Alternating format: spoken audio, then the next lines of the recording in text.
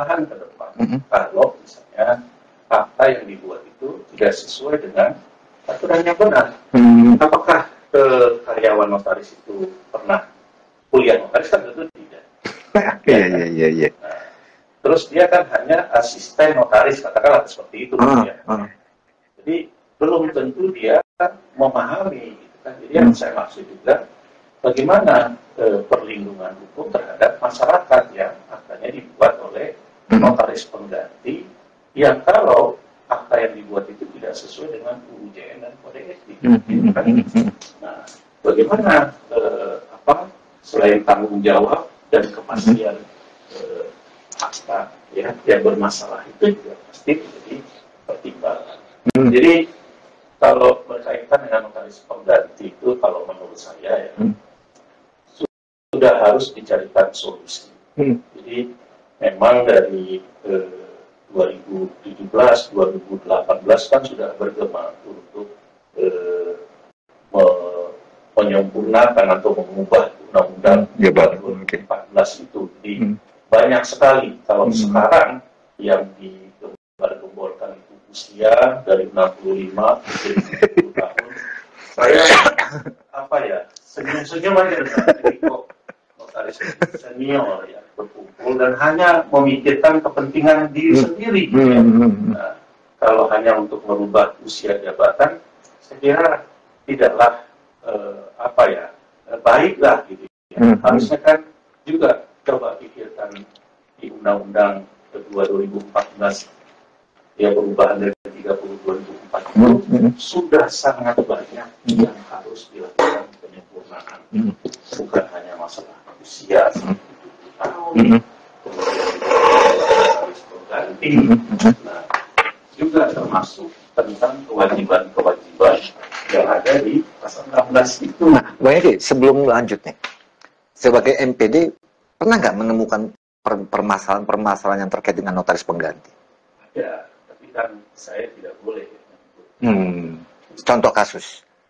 Bolehlah contoh kasus, dalam artian ini kan menariknya gini. Untuk menjadi seorang notaris, yang saya Anggros TV tahu ya, itu kan perjalanannya panjang. S1, MKN 2,5 tahun minimal. Kemudian magang 2 tahun di notaris. Magang bersama 2 tahun lagi. Belum lagi dia harus ikut seminar-seminar karena tanda petik, maaf, ada poin. Untuk pengangkatan. Ya kan gitu. Perjalanannya panjang bertahun-tahun untuk menjadi seorang notaris. Tapi menariknya di UJN sangat singkat dan mudah untuk menjadi seorang notaris. Yaitu notaris pengganti. Cukup S1, kerja di Kampat Notaris 2 tahun, bisa jadi notaris dan bisa bikin akta. Pertanyaan saya, makanya terkait dengan bicara akta itu sebagai tanggung jawab notaris seumur hidup, itu bagaimana? Dan permasalahan seperti apa sih yang kerap terjadi dimunculkan oleh notaris pengganti? Akta itu bukan, saya koreksi ya, bukan tanggung jawab notaris seumur hidup. Karena minuta akta beserta wakta itu kan menjadi arsip negara. Dan arsip negara ini tidak ada batas waktu loh. Ya. Jadi nggak ada ya, misalnya 20 tahun, 25 tahun, tidak. Ini kalau arsip negara ini, dia mesti dijaga selamanya.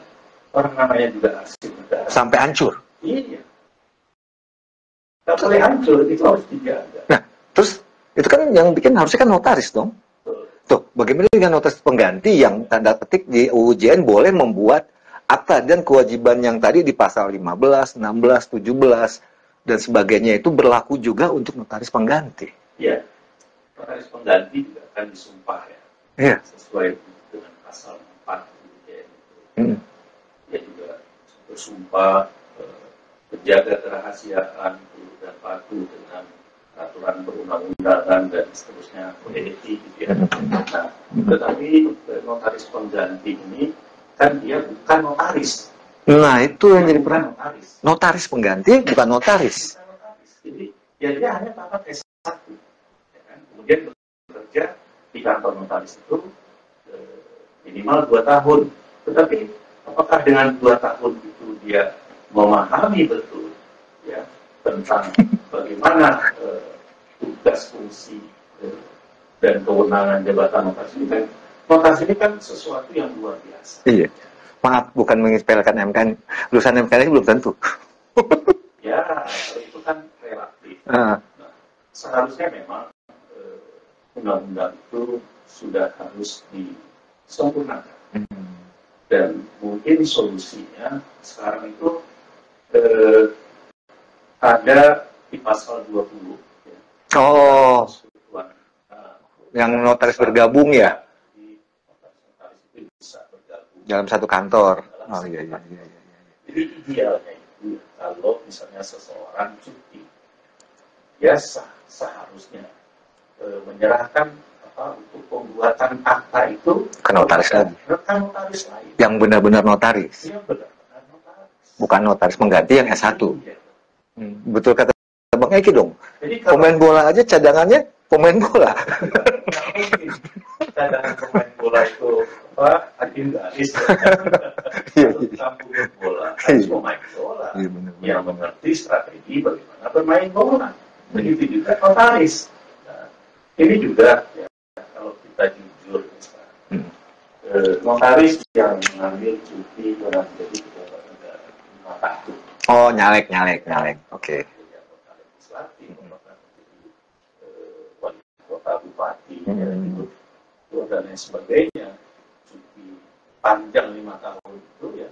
Terus notaris pengganti karyawan sama juga. Ya kan? Ini bisa menjadi bom waktu nanti. Ya. Jadi saya kira memang sudah harus konkret. Sebaiknya pasal 20 tentang persekutuan perdata itu maksud itu jadi satu kantor itu ada beberapa notaris. Nah, ini bisa salah satu ya, cara menjawab tentang formasi. Kalau selama ini yang baru pertama kali diangkat tidak boleh masuk kategori A, zona A, C, zona B, dia harus masuk C dulu, D. udah dihapus. Ya.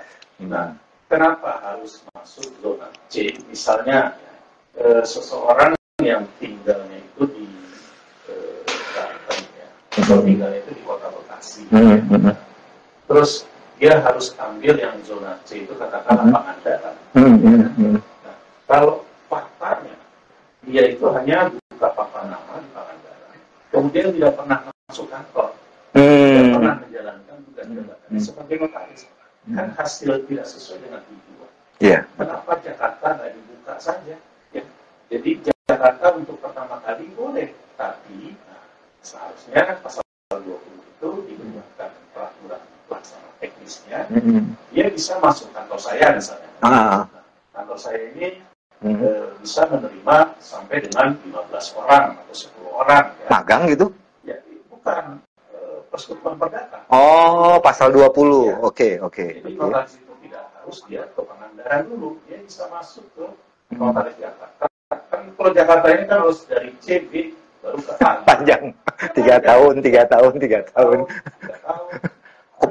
Plus, ada plus apa? Ini bisa menjawab juga untuk notaris pengganti. Notaris pengganti, kalau misalnya itu dalam tanda kutip gitu ya, untuk menyiasati supaya rezeki nggak kemana-mana gitu kan. Saya kira hasil akhir juga kita perlu pertimbangkan. Apakah akta-akta yang dibuat oleh notaris pengganti ini terus dia dalam menjalankan jabatan sudah sesuai dengan UJK atau kode etik atau tidak gitu kan. Nah, terus ini juga berkaitan dengan MPD. Nah, ya kan, kalau misalnya terjadi sesuatu yang berkaitan dengan akta, nanti kan akan masyarakat akan melaporkan ke MPD akan memanggil. Notaris penggantinya ternyata sudah berhenti dari 2-3 tahun yang lalu. Ini kan menjadi masalah juga. Nggak tahu kemana.